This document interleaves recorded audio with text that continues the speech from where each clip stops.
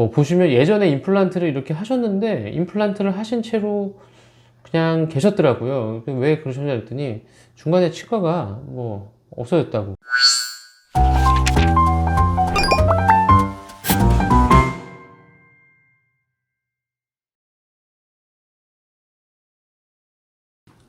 안녕하세요. 평범한 동네 치과의사 서정욱입니다.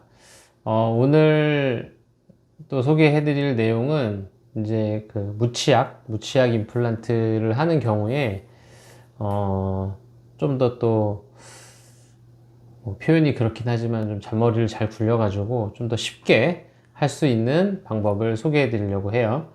뭐 보시면 예전에 임플란트를 이렇게 하셨는데 임플란트를 하신 채로 그냥 계셨더라고요. 왜 그러셨냐 했더니 중간에 치과가 뭐 없어졌다고 그래가지고 그냥 이렇게 사셨대요. 그래서 다시 검사를 해보니까 요거랑 요 임플란트는 멀쩡합니다. 그런데 네, 여기도 이제 뿌리도 이렇게 있어가지고 요 임플란트 두 개는 빼야 되는 상황이에요. 요거를 구강 스캔 데이터를 보시면 이렇게 맨 끝에 두 개는 임플란트가 괜찮고 요거랑 요거는 빼야 되고 이제 남아있는 뿌리 세 개도 빼야 되는, 지금 이제 이렇게 무치약을 할 때 뭐 마커를 붙일 때도 이런 치아 위에다 붙이면 잘 더 안 떨어지겠죠. 근데 적당한 위치가 중요하죠. 요 치아랑 요 마커 세 개면은 마커 역할을 충분히 할 수 있겠다라고 생각돼서 잇몸에다 이렇게 그냥 레진을 붙입니다. 이런 식으로 하는데 이제 마커를 하고, 그 마커는 요거 두 개랑 요 치아 세 개가 필요하니까 이런 식으로 이제 붙이고, 무치약 케이스는 원래는 어떻게 하냐면 네, 6개의 임플란트를, 이거 마찬가지로 무치약 케이스인데 요거는 다음 영상에서 아마 보여드릴 수도 있겠지만 이런 식으로 해서 치아가 아예 하나도 없던 케이스는 이 가이드를 잇몸 위에 이렇게 얹혀 놓았을 때 고정이 안 되잖아요.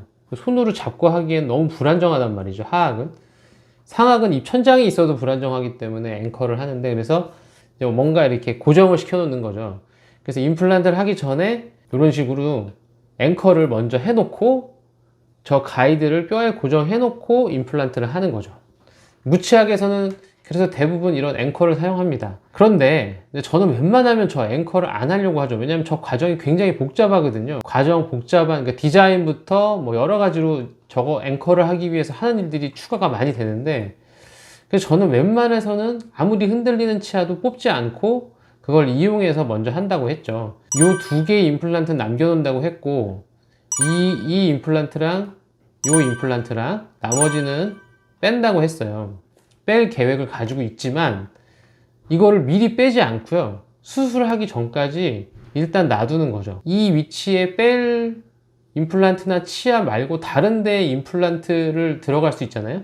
그러면 거기 먼저 수술을 하는 거죠. 특히 또 두 개가 있었으니까, 물론 짧지만 그래도 딱 잡을 수는 있기 때문에 이런 것들이 살짝이라도 몇 개가 걸쳐지면 이게 꽤 안정성이 있어요. 그래서 이 케이스는 앵커를 하지 않고 네, 어떻게 디자인을 했냐면 이런 식으로 지금 이렇게 가이드를 디자인한 거예요. 아까 보신 거는 이렇게 앵커를 만들었는데 이 무치약 케이스의 경우에는 앵커를 만들지 않고 네, 여기 이거 어차피 뺄 거지만 이거 요 앞니에 있던 임플란트 이렇게 4개의 기존의 임플란트에다가 가이드를 위치시키고 딱 잡고 조금 뼈가 좋은데 먼저, 뭐 예를 들어서 이런 데나 이런 데를 먼저 임플란트를 2개를 하는 거죠. 그래서 고정을 시켜 놓고 이렇게 이 앵커뿐만 아니라 임플란트를 이미 넣은 곳에는 이런 식으로 임플란트와 가이드를 고정하는 가이드 핀이라는 게 있어요. 고정을 할 수가 있기 때문에, 그러면 이제 이게 앵커 역할을 하기 때문에 이 앵커가 필요 없이 진행을 할 수 있는 거죠. 간단하게 다시 정리를 해드리면 기존에 남아있는 치아나 임플란트를 이용해서 가이드를 고정하고 좀 안정적으로 내가 확실하게 좀 할 수 있는 곳에다가 먼저 임플란트를 한 2개 정도 해놓고 거기다가 픽스핀을 연결해 놓으면 그게 앵커가 되는 겁니다. 그럼 나머지 4개는 가이드가 안정적으로 고정된 상태에서 여기만 살짝 잡고 수술을 하면 되니까 저는 이런 식으로 많이 해요. 웬만하면 잔존치를 남겨서 앵커를 사용하는 거죠. 이 케이스도 마찬가지예요. 그냥 지금 사실 여기는 바이트가 다 무너져 있잖아요. 그래도 환자분이 이 상태로 계속 오랫동안 씹으셨기 때문에 이 교합이 이 환자분들한테는 가장 좋은 일종의 적응된 교합이니까 이렇게라도 교합을 남겨 놓습니다. 그래서 여기서 디지털로 저 교합을 이렇게 올려 가지고 나중에 임시틀니도 만들고 최종 치아도 만들고 이렇게 하거든요. 그래서 이 초진 데이터는 그러니까 아무것도 건드리지 않은 상태에서 초진 데이터는 임플란트 케이스 좀 많이 하는 특히나 무치아 케이스에서는 반드시 필요하다고 제가 말씀드렸죠. 그래서 이런 식으로 진행하는 거고요. 이제 실제 수술할 때 이렇게 가이드를 해서 아마 제 기억에는 이쪽 먼저 하고 여기가 두 개가 잡아주니까 좀 안정적일 거 아닙니까? 여기 먼저 하고 그 다음에 여기를 하지 않았을까? 왜냐면 대칭으로 해서 안정적이니까 그 다음에 순서대로 여기 두 개, 여기 두 개를 했다거나 아니면은 여기가 안정적이어서 여기 세 개를 먼저 하고 이쪽을 했을 수도 있고 뭐 순서는 그거는 원장님들이 보시고 하시는데 이제 중요한 건 그거죠. 앵커를 하지 않고 남아있는 잔존 임플란트나 치아들을 이용해서 뭔가를 할 수 있다는 거.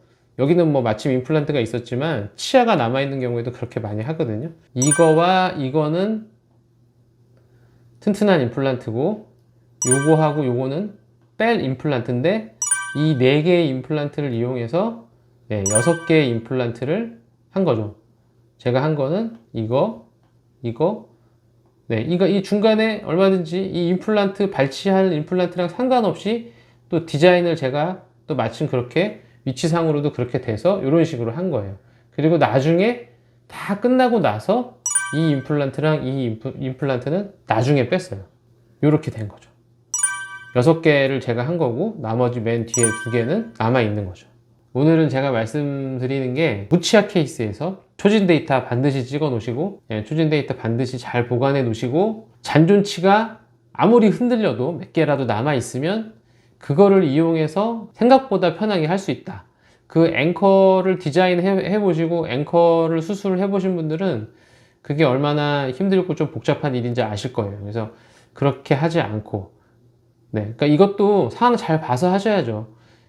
이가 너무 많이 흔들리고 도저히 그 앵커로서의 잔존치의 역할이 너무 없다거나 가이드를 내가 최소한 한두 개라도 좀 안정적으로 첫 임플란트 앵커를 나중에 줄 첫 임플란트의 그 가이드 핀을 꽂을 임플란트의 그 안정성을 뭐 다 확보하기가 어렵다면 앵커를 하시는 게 맞고 이거는 요령껏 하시는 거예요. 이게 무슨 정답이 아니라 이런 케이스는 저도 이렇게 하는 경우도 있다라는 걸 보여드리는 거니까 뭐 원장님들이 잘 그거는 감안하셔가지고 상황에 따라서 꽤 유용하게 써먹을 수 있는 방법이니까 예전 영상에서 제가 가이드 2개로 만드는 것도 설명드렸었는데 뭐 마침 이 케이스는 기존에 있던 임플란트는 다 피해서 할 수 있었던 케이스라서 이거는 가이드 하나로 제작했던 케이스입니다.